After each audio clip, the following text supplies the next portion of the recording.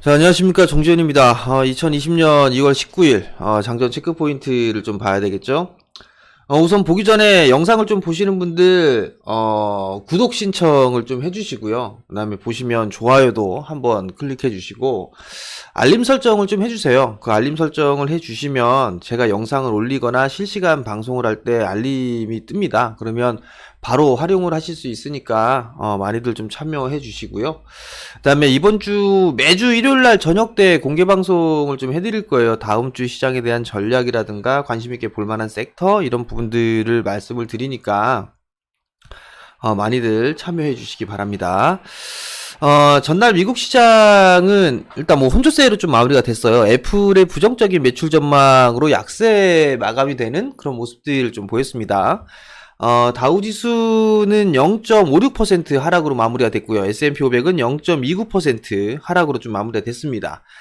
반면에 나스닥 시장은 강보합세로 좀 마무리가 됐어요. 0.02% 상승으로 마무리가 됐고요. 필라델피아 반도체 지수는 1.4% 하락을 해주는 그런 모습들을 좀 보였습니다. 전날 미국 시장이 휴장이었었어요. 그리고 이제 아침에 이제 한국 시장 개장하기 전에 소식이 좀 나왔었죠. 애플이 2분기 1월에서 3월 달까지 매출 전망을 달성하지 못할 것이다 라는 그런 발표를 했었습니다. 그러한 부분들 때문에 이게 한국 시장이 빠진 이유라고 좀 보시면 좋을 것 같은데요. 코로나19, 19로 중국 생산이 차질을 빚고, 그 다음에 수요도 둔화되고 있다라는 그런 언급을 좀 했습니다. 그렇지만 애플은 새로운 매출 전망에 대한 구체적인 수치는 좀 제시하지는 않았어요.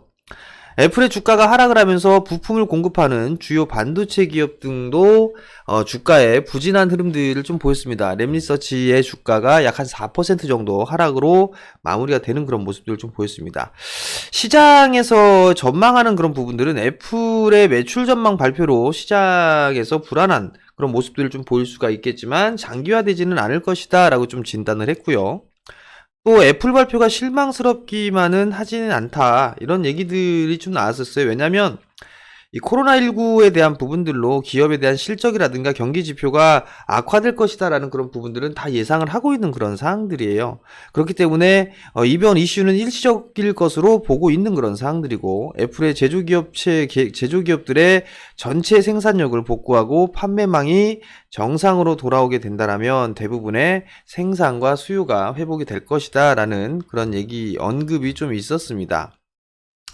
한편 코로나19의 급격하게 추가 확산에 대한 우려는 진정이 서서히 좀 되고 있는 그런 사항들입니다.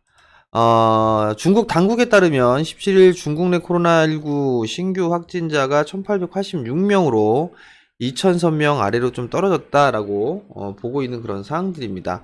일단 조금 이 정체가 되고 있거나 감소가 되고 있는 그런 모습들은 긍정적으로 보셔도 좀 좋지 않나라고 좀 판단이 됩니다.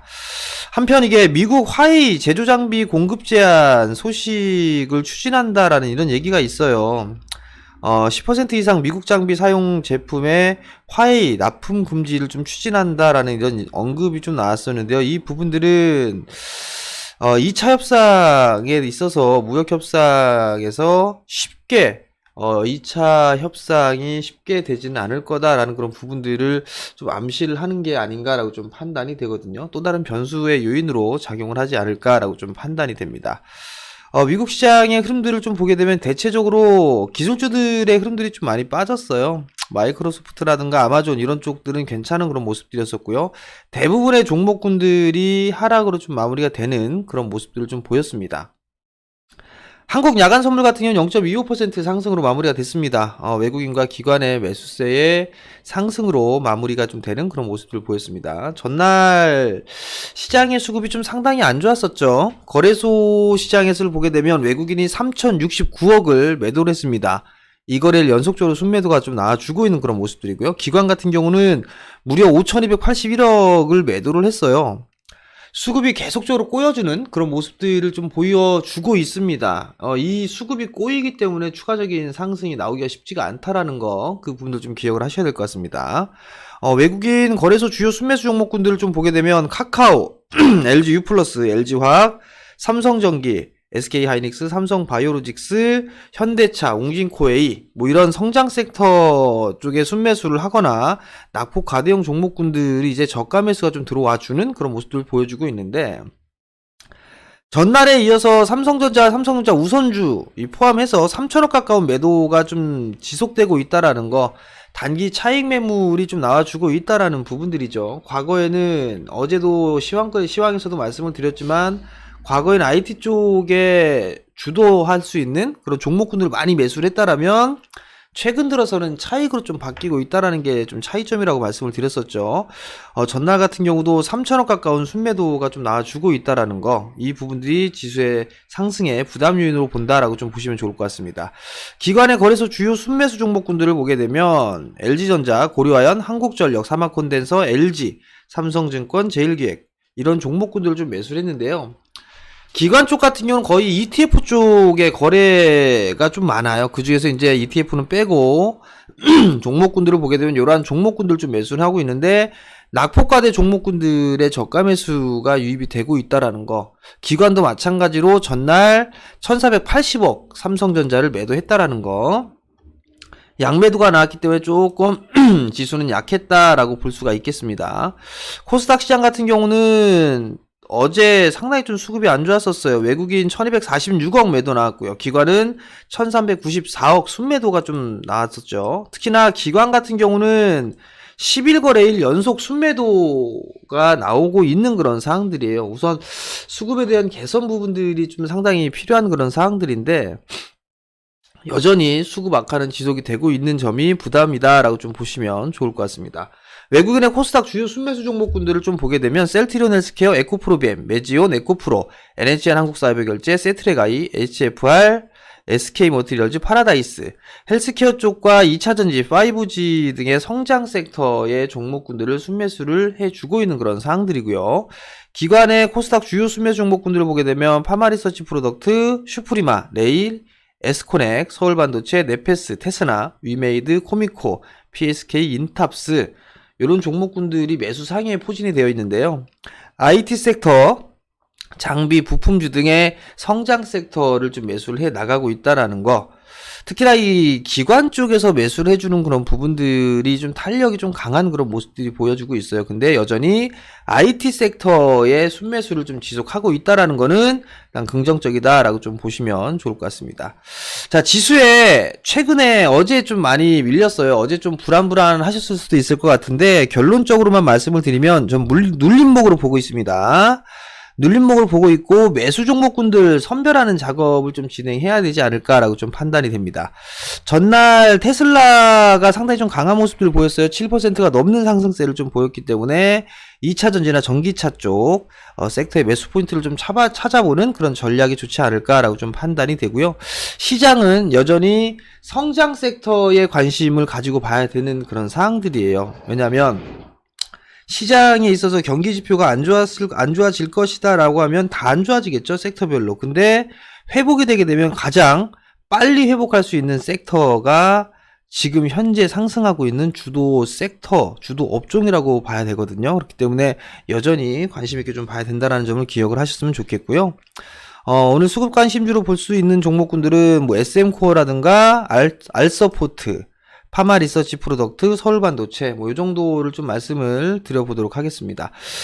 최근 들어서 시장의 흐름들 지수를 좀 잠깐 보면, 거래소 시장을 보게 된다라면 61선 언저리대예요. 만약에 눌리게 되면 요 구간 자리대에서는 뭐 매수 포인트로 충분히 잡아볼 수가 있는 그런 사항들이에요. 그러면 뭐 얼마 남지가 않았어요.